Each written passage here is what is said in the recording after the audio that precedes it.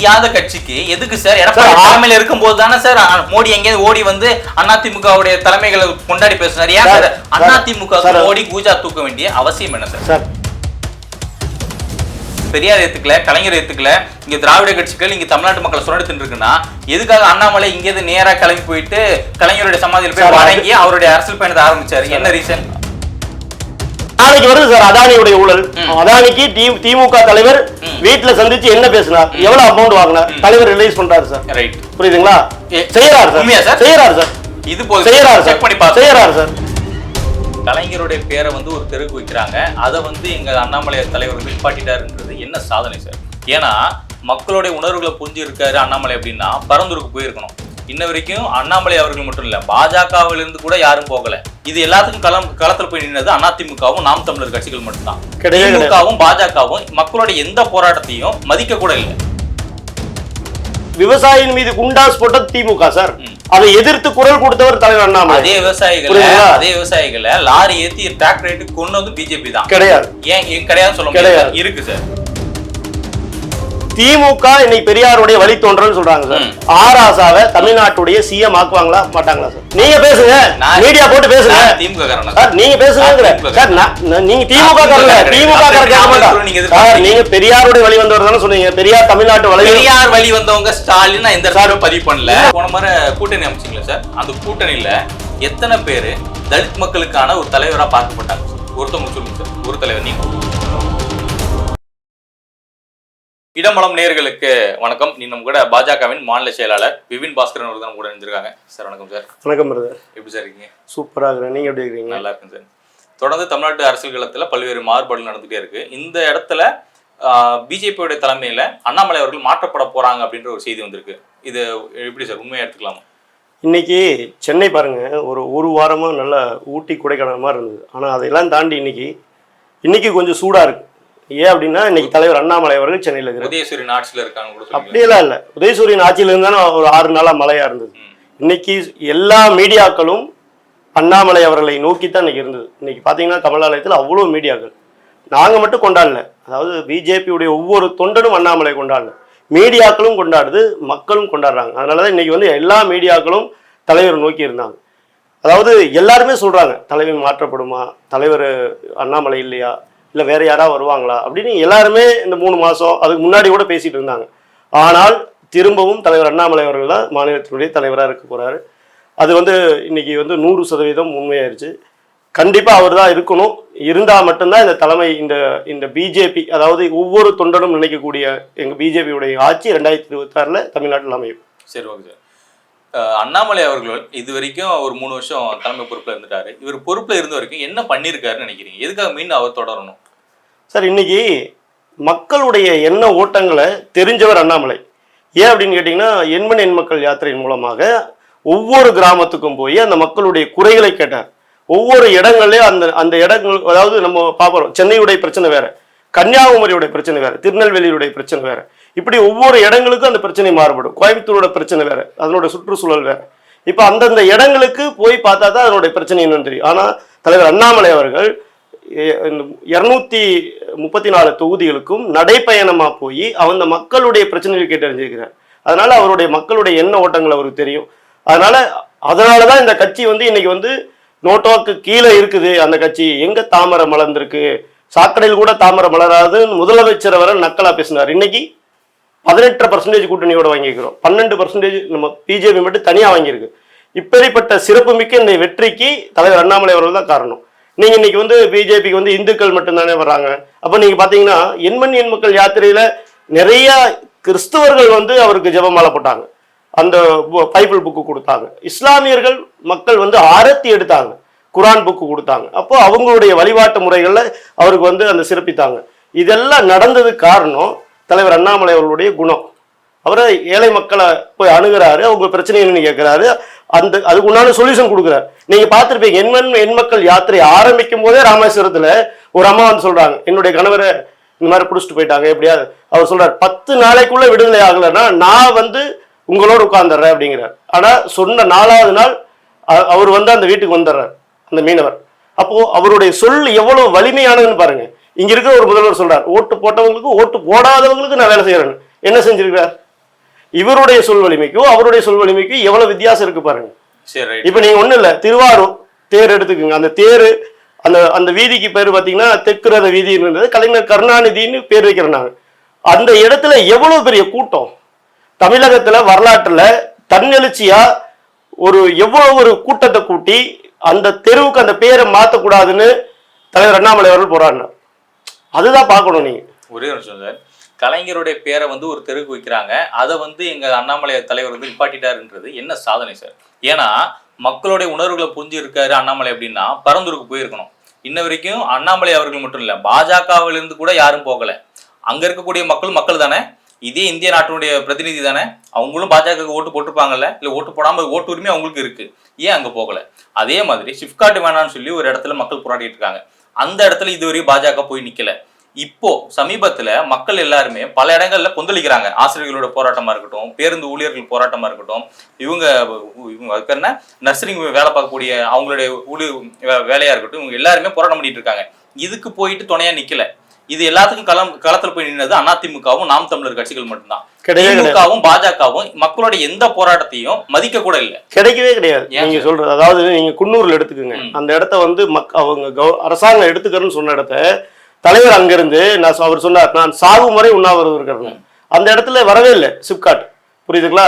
பரந்தூர் நீங்க பத்தி பேசுனீங்க, பரந்தூருக்கு வந்து இவங்க ஒன்னும் வந்து இடம் எடுத்து முடிக்கல, அந்த இடத்த வந்து சப்மிட் பண்ணல, மத்திய அரசாங்கம் வந்து அந்த இடத்துக்கு ஒன்றும் ஒப்புதல் கொடுக்கல, இதெல்லாம் எதுவுமே நடக்கல. ஆனா மக்களோட தான் நிக்கிறோம். மக்களோட எந்த இடத்துல நிக்கல நீங்க சொல்லுங்க. நீங்க சொல்றீங்க நீங்க நின்னதுக்கான ஆதாரம் இல்ல இருக்கு, ஆதாரம் இல்ல இருக்கு ஆதாரம் சார். அதாவது அந்த இடங்கள்ல அந்த பிரச்சனைக்கு அந்த லோக்கல் லீடர்ஸ் நின்றுக்கிறாங்க, புரியுதுங்களா? இப்ப அந்த இடத்துல இப்ப நீங்க சொன்ன பரந்தூர் எடுத்துக்கோங்க, இன்னும் 2-3 சிப்காட்லாம் சொன்னீங்க. இப்ப அந்த இடங்கள் வந்து பிரச்சனைக்கு உரியதா வரும்போதுதான் எங்க தலைவர் பேசுறாரு. ஆனா அதுக்கு முன்னாடி அங்க இருக்கக்கூடிய லோக்கல் லீடர்ஸ் அந்த இடத்துல இருக்கிறாங்க, அந்த மக்களா நிக்கிறாங்க. இன்ன வரைக்கும் பரந்தூருக்கு நாங்க ஒன்னும் அனுமதி கொடுக்கலையே. நீங்க சொல்றீங்க திருவண்ணாமலையில விவசாயியின் மீது குண்டாஸ் போட்டது திமுக சார், அதை எதிர்த்து குரல் கொடுத்தவர் தலைவர் அண்ணாமலை. அதே விவசாயிகளை லாரி ஏத்தி டிராக்டர் ஏத்தி கொன்னது பிஜேபி தான். கிடையாது, ஏன் கிடையாது சொல்ல முடியாது, இருக்கு சார். கிடையாது, பிஜேபியினுடைய ஒரு முக்கியமான ஒரு எம்எல்ஏ அவருடைய பையன் டிராக்டர் ஏத்தி பஞ்சாப் விவசாயிகளை ஏத்தி கொண்டாரு. நான் என்ன சொல்றேன், நான் உங்களுக்கு பின்னாடி இருக்கிற முதுகுல இருக்கு சார் அழுக்குன்னு சொல்றேன். நீங்க எங்கேயோ போயிடுறீங்க, புரியுதுங்களா? அங்க இருக்கக்கூடிய அரசியல் சூழ்நிலை, அங்க இருக்கக்கூடிய தலைவர்கள் பேசுவாங்க, புரியுதுங்களா? இங்க என்ன நடக்குதுன்னு பேசுங்க. நான் இங்க குண்டாஸ் போட்டாங்க சார், திருவண்ணாமலையில நம்ம கண்ணு முன்னாடி குண்டாஸ் போட்டாங்கன்னு சொல்றேன். நீ உடனே பஞ்சாப் போயிட்டீங்க. நான் மறுக்கல சார், புரியுதுங்களா? இதுதான் சார் இங்க இருக்கிற மீடியாவோட பிரச்சனை. மீடியாவோட பிரச்சனை தெரியுமா? நம்ம இங்க பேசுறோம் சார், இங்க நம்ம தெருவுல தண்ணி நிக்குது சார், உடனே நீங்க என்ன தெரியுமா உத்தரப்பிரதேசம் நிக்குதுமீங்க. இதுதான் மீடியாவோட பிரச்சனை. சரி சார், புரியுதுங்களா? தண்ணி நின்னாலும் இந்தியாக்குள்ளதான் தமிழ்நாட்டு இருக்கு சார். அதுதான் சார், தமிழ்நாட்டில் இருந்தாலும் தமிழ்நாட்டுக்கு தனி அரசாங்கம் இருக்கு சார், தனி அரசாங்கம் இருக்குது. தனியா கொடுத்துருவீங்களா? தனி அரசாங்கம் சார், மாநில அரசாங்கம் இருக்குது, புரியுதுங்களா? மாநில அரசாங்கத்தை மத்திய அரசாங்கம் தான் நீ விட்டுருவீங்களா? சொல்லுங்க, மத்திய அரசாங்கம் இதுவரை நீங்க அந்த புரிதலே இல்லாம இருக்கிறீங்க சார். நீங்க போன தடவை 70 ஆண்டு காலமாக காங்கிரஸ் ஆட்சியில் இருக்கும்போது தமிழகத்துக்கு கொடுத்த நிதியை விட 10 வருஷமா இருக்கக்கூடிய பிஜேபி அரசாங்கம் 1000 மடங்கு நிதி அதிகமா கொடுத்திருக்கு சார். ஆதாரம் காட்டுறீங்களா? நான் கண்டிப்பா காட்டுறேன் சார். இது மிகப்பெரிய காட்டுறேன் சார். இல்ல காட்டுறேன் சார், நான் கொடுக்குறேன். இந்த மீட்டிங் முடிஞ்ச போது உங்களுக்கு கொடுக்குறேன். சரி, ஓகே சார். இப்போ அண்ணாமலை அவர்கள் மீண்டும் லண்டனுக்கு போனாரு, இப்ப மறுபடியும் வந்துட்டாரு. வந்து நேத்து மேடையில ஏறி சில மேடைகளை பேசும்போது என்ன சொல்றாருன்னா, விஜய் அவர்கள் வந்து அவருடைய கொள்கையே தப்பா இருக்கு, அதாவது சாம்பார் ரசம் மோர்னு சொல்லி இந்த மாதிரி கிடக்கு, இதெல்லாம் செட் ஆகாது அப்படின்னு சொல்றாரு. என்ன ரீசன், என்ன நோக்கம் சார்? அவர் வந்து பெரியார வந்து கொள்கையை எடுத்துக்கிறேங்கிறார். ஓகே, கடவுள் மறுப்பு மட்டும் நான் ஒத்துக்க மாட்டேங்கிறார் சார். அப்ப மீதி எல்லாம் தமிழன் காட்டு மிராண்டி, இந்தியா முழுவதும் சுதந்திரம் கொடுத்தாலும் தமிழனுக்கு கொடுக்காத, அவன் வந்து அடிமையாவே இருக்கணும். இந்தியா முழுவதும் சுதந்திரம் கொடுத்தாலும் தமிழ்நாட்டுக்கு ஆங்கிலேயருடைய ஆட்சி தான் வேணும், ஆங்கில மொழி தான் தமிழனுடைய ஒரு மொழியா இருக்கணும், முதன்மை மொழியா இருக்கணும்னு சொன்னவர் பெரியார். சரிங்களா? அப்ப அவர் கொள்கை எல்லாம் ஒத்துக்கிறாரா? விஜய் அவர்கள் அதை ஏத்துக்கிறாரா அப்படிங்கிற அந்த கேள்வி இருக்கு. தலைவர் அதான் கேட்கிறார். நீங்க சாம்பார் அதாவது சாம்பாரோட சாப்பிடுங்க, ரசத்தோட சாப்பிடுங்க, தயிரோட சாப்பிடுங்க, ஆனா மூணையும் கலக்கி நீங்க சாப்பிட்டீங்கன்னா எப்படி? அதுதான் கேள்வி. அதான் சார். இப்போ நீங்க திராவிட அவர் சொன்னது திராவிடத்தையும் ஏத்துக்கிறோம், தமிழ் தேசியத்தையும் ஏத்துக்கிறோம். அப்ப தமிழ் தேசியம் திராவிடத்துக்குள்ள இருக்கா இல்லையா இப்படிங்கிற அந்த கேள்விக்கு விஜய் கிட்ட பதில் இருக்கா? சரி, ஓகே சார், நீங்க சொல்றதை நான் ஏத்துக்கிறேன். ஒண்ணு, விஜய் அவருடைய அரசியல் நிலைப்பாட்டுல தெளிவா இருந்திருக்கும், இல்லாம போயிட்டாரு, தப்புதான், சரிங்களா? பிஜேபி உங்களுடைய அரசியல் நிலைப்பாட்டுல நீங்க எந்த விஷயத்துலலாம் குழப்பி வச்சிருக்கீங்க தெரியுமா? காந்தியையும் அம்பேத்கரையும் சாவர்கரையும் 3 பேர் ஒரே தட்டுல வச்சு பாக்குறீங்க. எப்படி 3 பேரோட கொள்கை ஒரே கொள்கை? காந்திக்கு நேர் எதிரான கொள்கையில இருந்தவர் அம்பேத்கர், காந்திக்கு நேர் எதிரான செயல்பாட்டுல இருந்தவர் சாவர்கர். எப்படி உங்களுக்கு 2 பேரும் ஒரே தட்டுல வருவாங்க? சார் பிஜேபி சார் இந்த தேசத்தை நேசிக்கக்கூடிய ஒரு கட்சி சார். இந்த தேசத்துல எங்க என்ன நடந்தாலும் அதுக்கு முதல் குரல் பிஜேபி கிட்ட இருந்து வரும். இந்த மூவருமே நீங்க சொன்ன 3 பேருமே அப்படி இல்லைன்னு சொல்லுங்க. நான் இல்லன்னு அப்படி இல்லன்னு நீங்க சொல்லுங்க, நான் பதில் சொல்றேன் உங்களுக்கு. அது எதனால அப்படி நீங்க இல்லன்னு சொல்லுங்க. நான் மறுபடியும் சொல்றேன். காந்தி அவர்கள் இந்த தேசத்துக்காக உழைச்சாரு, சரிங்களா? தமிழ்நாட்டுக்காக என்ன குரல் கொடுத்தாரு? இங்க கொடுத்தாரு காட்டு மிராண்டின்னு சொன்னதா?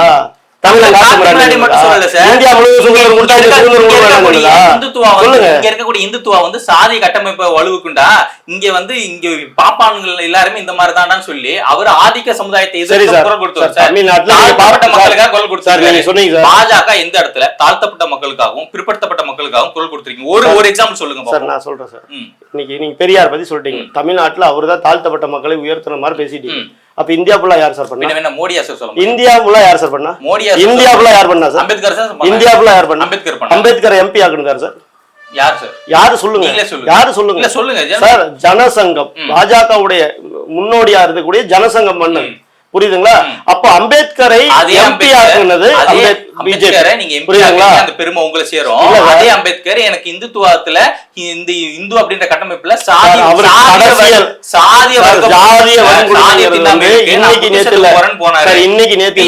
எல்லாருமே புத்திஸ்ட் மாறிடுவோமா சார்? இன்னைக்கு நேத்து இல்ல சார், அது காலங்காலமா இருந்தது. ஒவ்வொரு இடங்கள்லயும் அதுக்கு உண்டான ஆள் வந்து அதை செம்மைப்படுத்திக்கிட்டே இருந்தாங்க. நீங்க சொல்றீங்க பிஜேபி எந்த இடத்துல தாழ்த்தப்பட்டோருக்கு பண்ணீங்க சார்? தாழ்த்தப்பட்டோர் இப்ப இருக்கக்கூடிய ஆட்சியில தாழ்த்தப்பட்டோர் வந்து 10 விழுக்காட்டுக்கு மேல அமைச்சர் சார். எந்த இதுக்கு முன்னாடி இருந்த அமைச்சரவையில் எத்தனை பேர் சார் இருந்தாங்க? இன்னைக்கு திரௌபதி முர்மு அவர்கள் அரசியல் நிலைப்பாடு உடனே பாத்தீங்களா பிஜேபி என்ன பண்ணுதுன்னு கேக்குறீங்க? பிஜேபி என்ன பண்ணுதுன்னு கேக்குறீங்க? பிஜேபி பண்ணதுன்னா அரசியல் நிலைப்பாடு சார். நாங்க நினைச்சிருந்தா அத்வானியோ வேறு யாரோ ஒருத்தரை கூட இந்தியாவுடைய குடியரசுத் தலைவர் ஆக்கியிருக்கலாம். ஆனா திரௌபதி முர்மு ஆக்கியிருக்கிறோம்.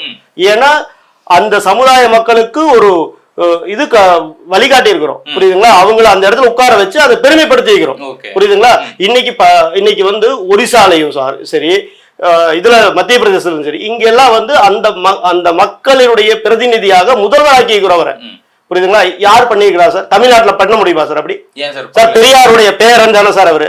இன்னைக்கு மு.க. ஸ்டாலின் பெரியாருடைய பேரன். நீங்க சொன்னீங்க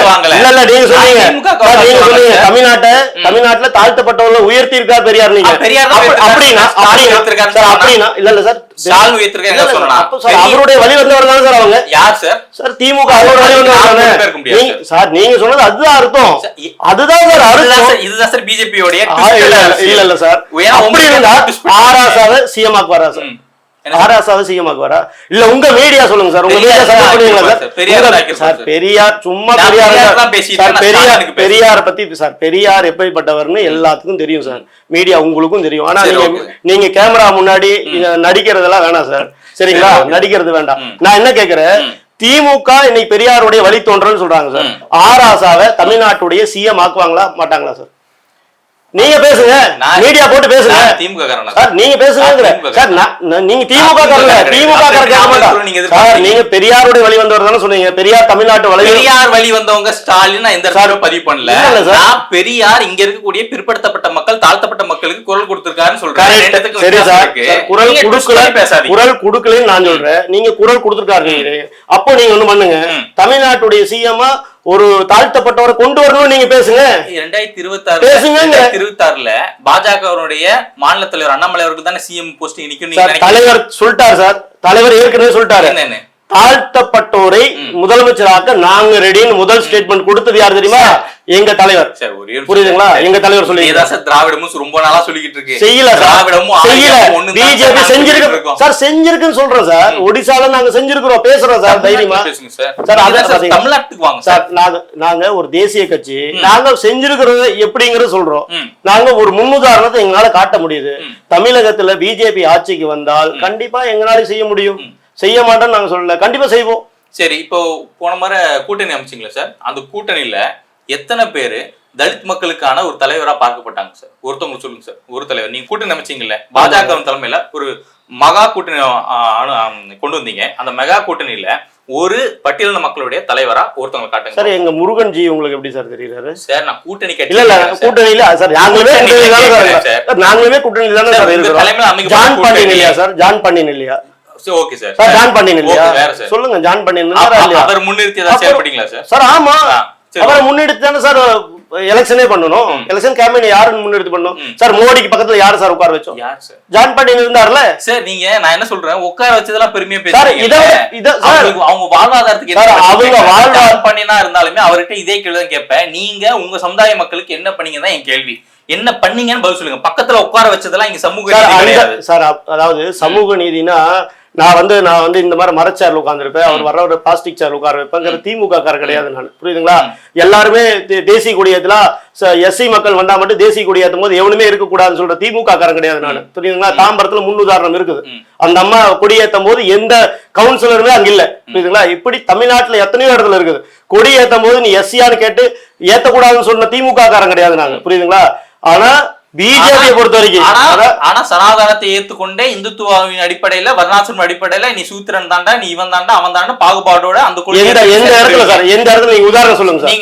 உதாரணம் சொல்லுங்க சார். நீங்க பிஜேபி அந்த மாதிரி எந்த இடத்துல பண்ணிருக்கு உதாரணம் சொல்லுங்க. உதாரணம் சொல்லுங்க. நிறைய பட்டியலின மக்கள் பாதிக்கப்பட்டிருக்காங்க. உத்தரப்பிரதேசத்துல பட்டியலின மக்கள் பாதிக்கப்பட்டிருக்காங்க. நீங்க பட்டியலின மக்களை தாண்டி இருக்கக்கூடிய இந்து இஸ்லாமியர்கள் அவங்க பாதிக்கப்பட்டிருக்காங்க. உத்தரப்பிரதேசத்துல நடந்திருக்கு, நான் எடுத்து காட்டுறேன். இதே மாதிரி 300 குடும்பங்கள் வாழக்கூடிய பழங்குடி மக்கள் அவங்க இருக்கக்கூடிய காடுகளை ஆக்கிரமிக்கிறதுக்காக இங்க இருக்கக்கூடிய மோடி அரசாங்கம் அதானி கிட்ட டெண்டர் விடுறீங்க. அந்த டெண்டர்ல அவங்க போராட்டம் பண்றாங்க. அடிப்படை இல்லாம குற்றச்சாட்டு சொல்லக்கூடாது. இது எல்லாமே பதிவு செய்யப்பட்ட ஆவணமா பதிவு செய்யப்பட்ட பிஜேபி பொறுத்த வரைக்கும் சார் 100% சார் தாழ்த்தப்பட்ட மக்களுக்கு எந்த இடத்திலும் துரோகம் செய்யவே செய்யாது. அந்த மக்களை முன்னேற்ற பாதையில கொண்டு போறதா எங்களுடைய முதல் நோக்கமா இருக்கும். அதனாலதான் இன்னைக்கு எங்களுடைய அமைச்சரவையில 65-70 பேர் இருந்தாலும் 10% விழுக்காடுக்கு மேல நாங்க அவங்களை இன்னைக்கு அமைச்சர்கள் ஆக்கி இருக்கிறோம், புரியுதுங்களா? அதே மாதிரி நாங்க ஆளக்கூடிய மாநிலங்களை முதன்மையான இடங்களுக்கு அவர்கள் கொண்டு வந்திருக்கிறோம். அதே மாதிரி முதலமைச்சரா 2 மாநிலத்துல கொண்டு வந்திருக்கிறோம். திரௌபதி முர்மு அவர்களை இந்தியாவினுடைய குடியரசுத் தலைவர் ஆக்கி காமிச்சிருக்கிறோம். இப்படி ஒவ்வொரு இடத்திலையும் தாழ்த்தப்பட்ட மக்களை மேம்படுத்தக்கூடிய அரசாங்கமா பிஜேபி இருக்குது. இங்க நீங்க பாத்தீங்கன்னா சார் முருகன்ஜி அவர் முன்னுதாரணம் சார், புரியுதுங்களா? பிஜேபி சார் பார்ப்பனர் கட்சி, சரிங்களா? ஐயரு மட்டும்தான் அந்த கட்சியில் இருப்பாங்கன்னு சொன்ன இடத்தை தாண்டி இன்னைக்கு இந்த கட்சியினுடைய மாநில தலைவரா சார் நீங்க சொன்னீங்களா பெரியார், அந்த பெரியார் வழி தோன்ற வந்த கட்சியில கூட இந்த மாதிரி கிடையாது சார். ஆனா பிஜேபியில ஒரு தாழ்த்தப்பட்ட மக்கள் ஒரு சமுதாயத்தை சேர்ந்த முருகன் அவர்களை மாநில தலைவராக்கி இருக்கிறோம், மத்திய அமைச்சராக்கி இருக்கிறோம். இங்க திமுக என்ன சார் பண்ணிருக்கு? அதை பத்தி நீங்க கேள்வி கேட்க மாட்டேங்கிறீங்க. செஞ்சவங்களை கேக்குறீங்க, திருப்பி செஞ்சீங்களா திருப்பி கேக்குறீங்க, ஏன் செய்யலன்னு கேக்குறீங்க. ஆனா செய்யாத ஒரு கட்சிய இன்னைக்கு வரை கேட்டுக்கிறீங்களா சார்? நான் கேட்கிறேன், அதுக்கு பதில் சொல்ல மாட்டேங்கிறீங்க. திமுக இல்ல சார், புரியுதா? ஏடிஎம்கேல பண்ணிருக்காங்களா சார்? ஜெயலலிதா அம்மையார் திருச்சியில பொது தொகுதி அங்க ஒரு பட்டியலின சம்பந்தப்பட்ட நபரை நிக்க வச்சு ஜெயிக்க வச்சிருக்காங்க. இந்த வரலாறு திமுக கூட கிடையாது. நான் என்ன கேக்குறேன் சார், ஏடிஎம்கே உடைய தலைவரா பட்டியலின மக்களை ஏன் சார் கொண்டு வரல? அதுக்கு பதில் சொல்லுங்க சார். புரியல சார் எனக்கு.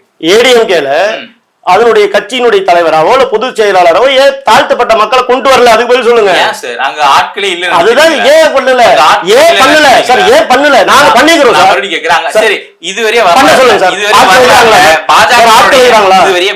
இதுவரையே வரலாற்றுல பாஜகவுடைய தலைமை பொறுப்புல இருக்காங்கல்ல, அங்க யார கொண்டு வந்து நீங்க பட்டியலின மக்களை உட்கார வச்சிருக்கீங்க? நிறைய பேர் இருந்திருக்காங்க, வரிசையா இருந்திருக்காங்க சொல்லுங்க சார். தலைவரையை தாண்டி நீங்க சொல்றீங்க இல்லையா, தலைவரையும் தாண்டி சார், புரியுதுங்களா? ராம்நாத் கோவிந்த் அவர்களை இந்தியாவினுடைய குடியரசுத் தலைவர் ஆக்கிக்கிறோம், புரியுதுங்களா? எங்களுடைய கட்சியினுடைய தேசிய தாழ்த்தப்பட்டவருடைய தலைவராக இருந்தவர்.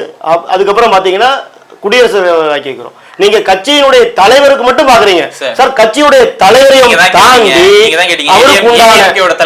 பட்டியல் மக்கள் கொண்டு வரேன்னு அதுக்குதான் நான் உங்க கட்சியை கேட்டேன். நீங்க உடனே நாங்க பிரதமர் அங்க போறீங்க.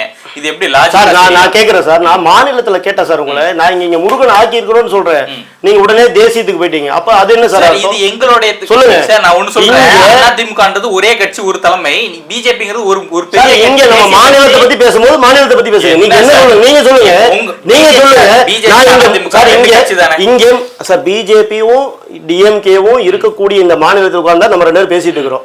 இங்க நான் முருகன் அவர்களை வந்து தலைவரா ஆக்கி இருக்கிறோம்னு சொல்றேன். ஆனா நீங்க உடனே எழுதுறீங்க தேசியத்துக்கு போயிடுறீங்க. இங்க இந்த மாநிலத்துல மாநில கட்சியா சார்? இந்த மாநில கட்சியா தேசிய கட்சியா? மாநிலத்துக்கும் தலைமை இருக்குல்ல சார்? ஆனா உங்களுடைய ஒட்டுமொத்த தலைமை எங்கன்னா பாஜகவுடைய தேசிய தலைமை. தேசிய தலைமையில யாரை புரிஞ்சுக்குங்க. புரிஞ்சுக்குங்க. இந்த கட்சியில ஏன் ஆக்கலன்னு கேக்குறேன். நான் இந்த மாநிலத்துக்கு ஆக்கிக்கிறோம். நாங்க இதையெல்லாம் தாண்டி நீங்க வந்து தேசிய தலைவர் மட்டும் தான் சொல்றீங்க. நாங்க குடியரசுத் தலைவரே ஆக்கிருக்கிறோம் சார். அதை நீங்க ஒத்துக்க மாட்டேங்கிறீங்க. நாங்க சபாநாயகர் ஆக்கிருக்கோம். நாங்க சபாநாயகர் ஸ்பீக்கர்லாம் ஆக்கி உட்கார்ச்சிருக்கோம் சார். என்ன சார் இது? ஒரே ஒரு விஷயம் சார். முதலமைச்சராக வக்கில்ல சரிங்களா? அந்த கட்சியினுடைய தலைவராக வக்கில்ல நாங்க சபாநாயகர் ஆக்கிக்கிறோம்னா என்ன சார் அர்த்தம்? சொல்லுங்க. என்ன சார் லாஜிக்கே இல்லாம இருக்கல? இந்த கட்சியினுடைய தலைவர் ஆக்கி இருக்காங்களா கேட்டா வக்கு இல்ல அப்படின்ற வார்த்தை எல்லாம் அரசியல் தளத்துல ஒரு பாஜக அப்படின்ற ஒரு தேசிய கட்சியில இருந்துட்டு அதிமுக பார்த்து இழிவுபடுத்தலாம் தவறான செயல். உண்மையா சொல்றேன் சார். உண்மையை பேசுறது வக்கு இருக்காங்கிறதுலாம் தவறான வார்த்தை. ஆமா சார். இல்ல சார். இல்ல ஓபனா சொல்றேன். இல்ல இன்னைக்கு இருக்கக்கூடிய தலைமைக்கு சரி சார். பக்கத்த தலைமைக்கு எதுக்கு சார் மோடி அங்கே ஓடி வந்து எம்ஜிஆருக்கு பூ போட்டு மாலை போட்டு ஜெயலலிதாருக்கு இருங்க ஜெயலலிதா அம்மையாருக்கு பூ போட்டு மாலை போட்டு எம்ஜிஆர் ஹே ஜெயலலிதா ஹே ஏன் சார் பேசினாரு? அப்படி ஆளுமை மிக்க தலைவரை பத்தி நான் பேசல சார். ஆளுமை மிக்க தலைவர்களை பத்தி பேசுறேன். அவங்க இருக்கும்போது தனபால் அவர்களை கொண்டு வந்தாங்க. நாங்க வரவேற்கிறோம். பழனிசாமி அவர்கள் தலைமையோ இல்ல ஜெயலலிதா அம்மையாரோட தலைமையை பத்தி பேசுறோம். ஆனால் இன்னைக்கு இருக்கக்கூடிய நிலைமையில இன்னைக்கு இருக்கக்கூடிய இந்த கட்சிகள் ஏன் செய்யல அதுக்கு சொல்லுங்க. நாம் அதான் சார் செய்யாத கட்சிக்கு எதுக்கு சார் எடப்பாடி தலைமையில இருக்கும் போது தானே சார் மோடி எங்கேயும் ஓடி வந்து அதிமுகவுடைய தலைமைகளை கொண்டாடி பேசுறாரு. ஏன் சார் அதிமுக மோடி கூஜா தூக்க வேண்டிய அவசியம் என்ன சார்? சார் தப்பா பேசாதீங்க. எங்களுக்கு அந்த அவசியமே கிடையாது. என்னையுமே கூஜா தூக்க வேண்டிய அவசியம் கிடையாது. புரியுதுங்களா? மோடி அவர்கள் ஜெயலலிதா அம்மையார் அவர்கள் மீதும் எம்ஜிஆர் அவர்கள் மீதும் தீராத பற்றிருக்கிறார். அதனாலதான் சென்ட்ரல் ரயில்வே ஸ்டேஷனுக்கு புரட்சி தலைவர் டாக்டர் எம்ஜிஆர் ரயில்வே நிலையம் வச்சார்.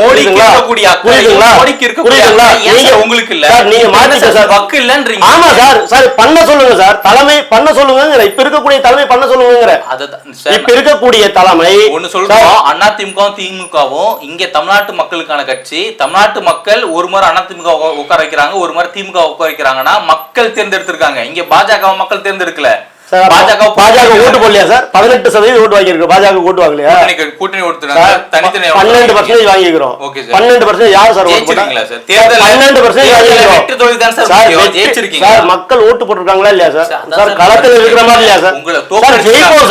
ஜெயிப்போம் சார். ஜெயிக்காம எல்லாம் போக மாட்டோம் சார். நாங்க ஜெயிச்சிருக்கிறோம் சார். இன்னைக்கும் 4 எம்எல்ஏ வச்சிருக்கிறோம் சார். இன்னைக்கும் 4 எம்எல்ஏ ஓட இருக்கிறோம் பிஜேபி. புரியுதுங்களா? நீங்க ஜெயிச்சிருக்கமான்னு கேட்காதீங்க. 4 எம்எல்ஏ ஜெயிச்சுதான் வந்திருக்கோம் சார். அன்னில இருந்து இன்ன வரை 4 எம்எல்ஏ தான் இருக்கீங்க. 4 எம்எல்ஏ ஜெயிச்சிருக்கிறோம். புரியுதுங்களா? அதே ஏடிஎம்கே சொன்னாங்க பிஜேபி கூட கூட்டணி வச்சங்காட்டி தான் நாங்க தோத்து போயிட்டாங்க. இந்த 2026ல யார் கூட கூட்டணி வச்சு சார் தோத்து போனாங்க?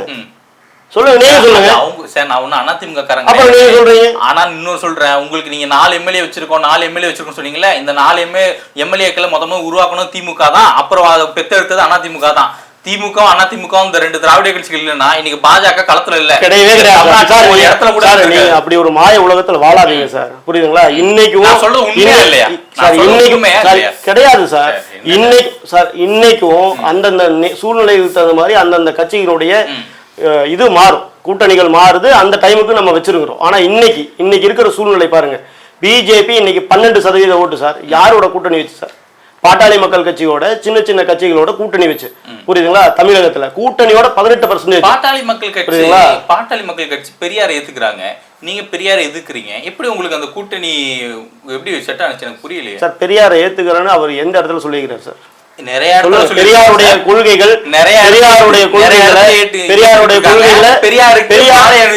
ஆலய அணிவிக்கிறதெல்லாம் வந்து சார் பெரியாருடைய கொள்கைகளை நாங்கள் பின்பற்றுறோம். பெரியாரோட போட்டோ போட்டிருக்காங்களா சார்? அவங்க இருக்கு சார். அவங்க ஆபீஸ்ல போய் பாத்தீங்கன்னா பெரியாருடைய புகைப்படம்லாம் அவங்க எந்த ஆபீஸும் இல்ல சார். அது அவங்களோட ஆபீஸ்ல. அதாவது சார் நீங்க என்ன சொல்ல வர்றீங்க?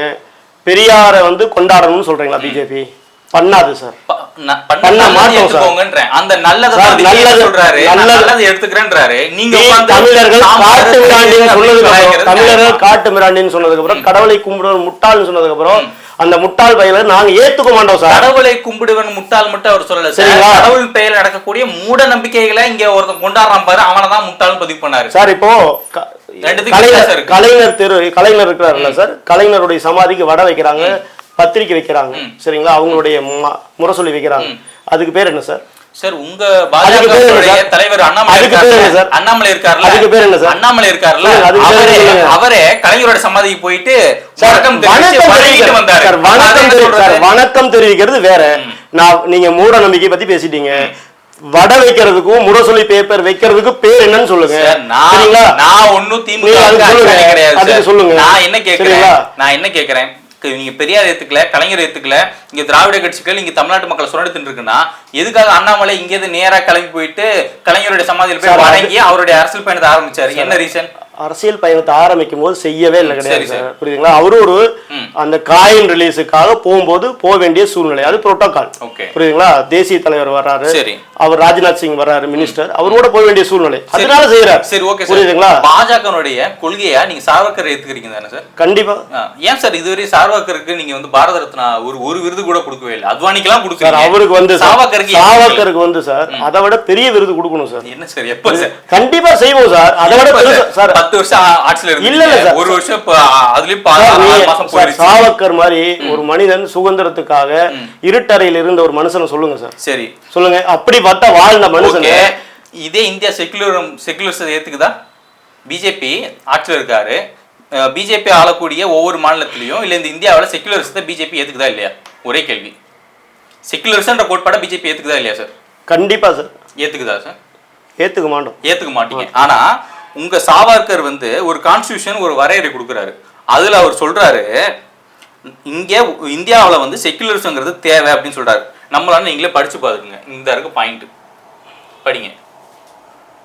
ஏன்னா அப்புறம் நான் ஆதாரம் இல்லாம பேசணும்னு சொல்லக்கூடாது. ஆமா சார், நீங்க ஒரு பேஜ் எடுத்து காமிச்சீங்கன்னா நான் செக் பண்ணிட்டு தான் சார் சொல்லணும். அதுக்கு சார் இங்க பாருங்க, தெளிவா சொல்றாரு. இல்ல சார், சார் இங்க வந்து செக்குலரிசம் அப்படின்றது தேவை அப்படின்றத சாவர்கருடைய கான்ஸ்டிடியூஷன் அறிக்கை அவர் வந்து இங்க குடுக்குறாரு. அம்பேத்கர் குடுக்கிறதுக்கு முன்னாடி இவர் கொடுத்துட்டாரு. அதுல வந்து தெளிவா சொல்லிருக்காங்க. நீங்க ஏன் செக்குலரிசத்தை ஏத்துக்க மாட்டீங்க பிஜேபி? அப்ப சாவர்கரை மதிக்கலையா? சாவர்கரை ஏத்துக்கல அப்படின்னா நீங்க எப்படி வேணா பேசலாம் சார். சாவர்கர் எங்களுடைய தலைவர் சார். அவர் ஏத்துக்காம நாங்க எந்த இடத்துலயும் போகல. சாவர்கரை பத்தி மறைந்த இந்தியாவுடைய பிரதமர் வாஜ்பாய் அவர்கள் அவ்வளவு பெருமையா ஒரு கவிதை சொல்லியிருக்காரு. புரியுதுங்களா? அப்படிப்பட்ட மனிதர் அவர். அவர் வந்து வாழ்த்தி ஒரு கவிதை சொல்லி நாடாளுமன்றத்துல அப்படி போற்றி புகழ்ந்த தலைவர் சாவர்கர். புரியுதுங்களா? அவருடைய கொள்கைகளை நாங்க என்னைக்கும் ஏத்துக்குவோம், எல்லா நாளும். வாஜ்பாய் என்ன சொன்னாரு உங்களுக்கு தெரியும் நினைக்கிறேன். காந்தியும் சோசியலிசத்தை நாங்க ஏத்துக்கிறோம்னு சொன்னாரு. அப்போ காந்தி சோசியலிசமும் எந்த இடத்துல ஒன்னாதாங்க எங்களுக்கு தெரியல. பட் வாஜ்பாய் சொன்ன ஒரு ஸ்டேட்மெண்ட் தான். அப்ப சோசியலிசத்தை ஏத்துக்க மாட்டேன் அப்படின்னா அது எந்த மாதிரியான? இப்ப கேபிட்டலிசம் தான் நீங்க மூவ் பண்றீங்க, சோசியலிசம் இல்லையா சார்? கேபிட்டலிசம் கிடையாது சார். இப்ப மக்களோட மக்களா வந்து பயணிக்கிறதுக்கு வந்து என்ன மாதிரி கோட்பாடு வேணுமோ அந்த மாதிரி கோட்பாடு. அதாவது இடத்துக்கு தகுந்த மாதிரி இல்ல சார். நீங்க திருப்பி சொல்றீங்க, எந்த இடத்துல பச்சோந்தியா மாறிக்கிறன்னு நீங்க சொல்லுங்க. எந்த இடத்துலயும் கிடையாது. மக்களோட மக்களா மக்களுக்கு தேவையானதை எந்த இடங்களை தடுக்குதோ அதை நாங்கள் உடைப்போம் சார். புரியுதுங்களா? மக்களுக்கு கொண்டு போய் சேர வேண்டிய இடங்களை இப்ப பாருங்க, ஜன்தன் அக்கௌண்ட் இன்னைக்கு வந்து 40 கோடி மக்களுக்கு மேல அக்கௌண்ட் ஓபன் பண்ணிக்கிறோம். அதன் மூலமா தான் அவங்களுக்கு உண்டான நிவாரண பொருளாகட்டும், அவங்களுக்கு உண்டான அந்த கொரோனா டைம்ல பணம் கொடுத்ததாகட்டும் கொண்டு போய் சேர்த்துக்கிறோம். இதுக்கு முன்னாடி நீங்க உங்களுக்கு தெரியும் சரிங்களா, ஜவஹர்லால் நேரு ஆகட்டும், ராஜீவ் காந்தி ஆகட்டும், அவங்க எல்லாம் சொன்ன ஸ்டேட்மெண்ட், நான் 1 ரூபா கொடுத்தேன்னா கீழே போகும்போது 5 ரூபா தான் போகுது. நாங்க சரி 1 ரூபா கொடுத்தா 5 பைசா தான் போகுது. நாங்க மீதி இருக்கிறதெல்லாம் அவங்களே திருடி தின்னுருக்கிறாங்க அப்படின்னாங்க. ஆனா இன்னைக்கு 1 ரூபா போட்டாலும் சரி, 1 கோடி ரூபாய் போட்டாலும் சரி, நேரடியா எந்த உடைய ஏஜென்ட் இல்லாம யாருடைய கமிஷன் இல்லாம அந்த அக்கௌண்ட்டுக்கு போகுதுன்னா அதுக்கு யாரு சார் காரணம்? சரி, ஓகே சார், புரியுதுங்களா? இப்ப பிஜேபி ஆட்சியில ஊழல் நடக்கலன்னு சொல்றீங்க. ஊழல் நடக்கல சார். ஒரு ஊழல் சொல்லுங்க. நான் வேணா ஊழல் சொல்லுங்க. சரி, நான் இப்ப என்கிட்ட லிஸ்ட் இருக்கு, நான் ஒவ்வொருத்தவங்க பேரா சொல்றேன். ஹேமந்த் பிஸ்வான்னு ஒருத்தர் இருக்காருல்ல சார், யாருக்கு தெரியுமா? தெரியும். அவர் வந்து சாரதா ஸ்கேம்னு ஒரு ஸ்கேம் பண்றாரு. Okay. அந்த ஸ்கேம்ல இன்ன வரையும் தண்டிக்கவே இல்லை. அந்த ஸ்கேம் நடக்கும்போது சிபிஐ விசாரணை இருந்தது. பிஜேபி ஆட்சிக்கு வந்த உடனே அவர் கிளீனா கொண்டு வந்துட்டீங்க. எப்படி சார் நீங்க சார் இங்க பாருங்க, குற்றம் சாட்டப்பட்டு நீதிமன்றத்தில் தண்டனை வழங்கி இருக்காங்களா அதை சொல்லுங்க. அதுதான் கேக்குறேன். நீதிமன்றம் சார் காங்கிரஸ் ஆட்சியில் இருக்கும்போது கேஸ் போடலாம், சரிங்களா? நீங்க வந்து இதுல வந்து யாரு மம்தா பானர்ஜி இருக்கும்போது அவங்க வந்து வேணும்னே கேஸ் போடலாம். நீதிமன்றம் தண்டிக்கப்பட்டிருக்கா, சரி அதை சொல்லுங்க. சரி இப்ப இன்னைக்கு சார் இங்க திமுக எடுத்துக்கோங்க சார். திமுகல வந்து சார் பொன்முடி அவர்கள் மேல தண்டனை நிரூபிக்கப்பட்டிருக்கு, செந்தில் பாலாஜி அவர்கள் மேல தண்டனை நிரூபிக்கப்பட்டிருக்கு, புரியுதுங்களா? அந்த மாதிரி ஒரு ஆளை சொல்லுங்க நான். ஓகே, நீங்க சும்மா வந்து ஒரு அவர் மேல மோடி வந்து கிட்டத்தட்ட பல நூறு கோடி வந்து ஊழல் செஞ்சிருக்காங்கன்னு சொல்லி ஒரு பிரச்சாரத்துல பேசுறாரு. அவர் மேல சிபிஐ கேஸ் வந்து ஆல்ரெடி இருக்கு. இவர் பேசுறாரு, பேசி முடிச்ச கொஞ்ச நேரத்துல எலெக்ஷன் எல்லாம் முடிஞ்சதுக்கு அப்புறம் பார்த்தா திடீர்னு அவர் மேல இருக்க குற்றச்சாட்டை கிளீனு அப்படின்னு சொல்லி ஒரு அறிக்கை வருது. எப்படி சார் இப்ப மோடி சொன்னது பொய்யா இல்ல நீங்க மக்களை ஏமாத்துறீங்களா? மக்களை ஏமாத்த வேண்டிய அவசியம் இல்லை சார். சார் அவர் வந்து ராபர்ட் வதோரா அவர்கள் உத்தரப்பிரதேசம் ஆகட்டும், நொய்டா ஆகட்டும், அங்க இருக்கக்கூடிய இடங்களை வளைச்சு போட்டு மிகப்பெரிய அளவுல வருமானம் பார்த்தவர், புரியுதுங்களா? ராபர்ட் வதோரா யாரு நீங்க சொல்லுங்க. ராபர்ட் வதோரா அவரு எந்த மாதிரி ஒரு இடத்துல இருந்து எந்த மாதிரி ஒரு இடத்துக்கு போனார்? பிரியங்கா காந்தி அவர்களை காதலிச்ச கல்யாணம் பண்ண ஒரே காரணத்துக்காக அமைச்சரவையில் இருந்து எல்லாத்துலயும் மூக்கு நுழைக்கக்கூடிய ஒரு தலைவரா மாறினார். பிஜேபி அப்படி ஒரு காரியகர்த்தா கிடையாது சார். தமிழ்நாட்டுக்கு வருவோமா, புரியுதுங்களா? வழக்கு காங்கிரஸ் பீரியட்ல கனிமொழி அவர்கள் மேல வழக்கு பதிவு பண்ணாங்களா? சிபிஐ விசாரணை போனிச்சா? தண்டனை அனுபவிச்சாங்களா? பிஜேபி ஆட்சிக்கு வந்ததுக்கு அப்புறம் ஸ்பெக்ட்ரம் வழக்குல இருந்து அவங்க எப்படி வெளில வந்தாங்க சார்? இன்னைக்கும் நடந்துட்டு இருக்கு சார். இன்னைக்கும் நடந்துட்டு இருக்குது. இல்ல எப்படி இன்னைக்கும் சிபிஐ வழக்கு நடந்துட்டு இருக்கு இல்லன்னு சொல்லுங்க. இந்த 10 வருஷத்துல என்ன நடவடிக்கை எடுத்திருக்கீங்க கேக்குறேன். நடந்துட்டு இருக்குது. சரி சார், அண்ணாமலை அவர்கள்ட்ட வரும் சார். டிஎம்கே ஃபைல்ஸ் வெளியிட்டாரு சார், 2 பார்ட் வெளியிட்டாரு சார். 2 பார்ட்டை வெளியிட்டு நான் கொண்டு போயிட்டு சிபிஐ கிட்ட கொடுக்க போறேன்னு சொல்லி ஒரு இதுவும் ஒரு பெட்டி நிறைய கொண்டு போய் ஆளுநர் சப்மிட் பண்ணாரு. இது வரைக்கும் என்ன சார் நடவடிக்கை எடுத்திருக்கீங்க? அண்ணாமலை சொல்ற மாதிரி பேச்சு நடக்குதுன்னு சொல்றீங்க. இது வரைக்கும் தமிழ்நாட்டுல ஊழல் செஞ்ச திராவிட கட்சிகள், அதாவது திமுக சம்பந்தப்பட்ட அமைச்சர்கள் மீது என்ன நடவடிக்கை? இன்னைக்கும் என்னைக்கு ஜெயிலுக்கு போவோம்னு தெரியாமயே இருக்கக்கூடிய நிறைய அமைச்சர்கள் இங்க இருக்கிறாங்க. எந்த நிமிஷம் வேணா போவாங்க. ஏன்னா பேசலாம் அப்படின்னு சார். நீங்க எப்படி வேணா பேசுங்க சார். ஏன்னா மீடியா நீங்க எப்பவுமே வந்து திமுக ஆதரவா தான் இருப்பீங்க. அதுல மாற்று கிடையாது. இந்த மாநிலத்தில் இருக்கக்கூடிய தலைமைக்கு எப்படி இருக்கணுமோ அப்படித்தான் இருப்பீங்க. ஆனா பிஜேபி பொறுத்தவரை எந்த இடத்துல அப்படி எல்லாம் இருக்க மாட்டோம். எங்கள் மாநிலத்தில் அண்ணாமலை அவர்கள் மிக தெளிவா சொல்லிக்கிறார். அரசியல் வந்தோடனே சொன்னார், என்னுடைய ரத்தத்தில் இருக்கக்கூடிய திமுகங்கிற எதிரி அப்படிங்கறதா சொல்லிக்கிறார். இன்னைக்கு வரைக்கும் அவர் சொன்ன அந்த டிஎம்கே ஃபைல்ஸ் இருக்கக்கூடிய அமைச்சர்கள் தான் ஒவ்வொருத்தரும் உள்ள போயிட்டு இருக்காங்க, புரியுதுங்களா? செந்தில் பாலாஜி வழக்குல நீதிமன்றம் சொல்லி தான் உள்ள போனாங்க. செந்தில் பாலாஜி உள்ள போனார், இவர் சொல்லி பொன்முடி போனார், கேஎம் நேரு மேல கேஸ் இருக்கு, அனிதா ராதாகிருஷ்ணன் மேல கேஸ் இருக்கு, கீதா ஜீவன் மேல கேஸ் இருக்கு. புரியுதுங்களா? பிஜேபி பேர்ல பதிவு பண்ணதா சார்? பிஜேபி பேர்ல பிஜேபி மேல்முறையீடு போறோம் சார். மேல்முறையீடு யார் சார் போறா சார்? மேல்முறையீடு யார் சார் போறா? நீ பிஜேபி பண்ணல சார். நீங்க மக்களை ஏமாத்துறதுக்காக கிடையவே கிடையாது. ரைட், பொறுத்து இருந்து வேணா பாப்போம் சார். பாப்போம் சார். ஏன்னா நீங்க சொன்ன திராவிட கட்சிக்கு ஊழல் செய்யக்கூடிய அமைச்சர்கள் இப்பவும் வெளியில சுதந்திரமா வேலை செஞ்சுட்டு சார். இன்னைக்கும் சார், நாளைக்கு வருது சார் அதானியுடைய ஊழல். அதானிக்கு திமுக தலைவர் வீட்டுல சந்திச்சு என்ன பேசினார், எவ்வளவு அமௌண்ட் வாங்கினார், தலைவர் ரிலீஸ் பண்றாரு சார். ரைட், புரியுதுங்களா? செய்யறாரு சார், செய்யறாரு சார். இது செய்யறாரு சார். ஓகே சார், புரியுதுங்களா சார்? எங்களுக்கு சமரசம் கிடையாது சார் திமுக கூட. உங்களை மாதிரி சமரசம் நாங்க பண்ணிக்க மாட்டோம், புரியுதுங்களா? எங்களுடைய முதல் எதிரி திமுக தான் சார். மக்களை சுரண்டி திங்கக்கூடிய இந்த திமுக தான், புரியுங்களா? அது எந்த விதமான மாற்று கருத்தும் கிடையாது. நீங்க வேணா எப்படி வேணா இருந்துக்கலாம். ஓகே சார், கண்டிப்பா மக்களுக்கு தெரியும் இடமலம் எப்பேற்பட்ட சேனல், யார் எதிர்த்து நாங்க வீடியோ சேனல் ரன் பண்ணிக்கிட்டு இருக்கோன்னு. எங்களுடைய இணைந்து பல்வேறு கேள்விகளுக்கு மிக சிறப்பு பதில் கொடுத்துக்கலாம் சார். நன்றி.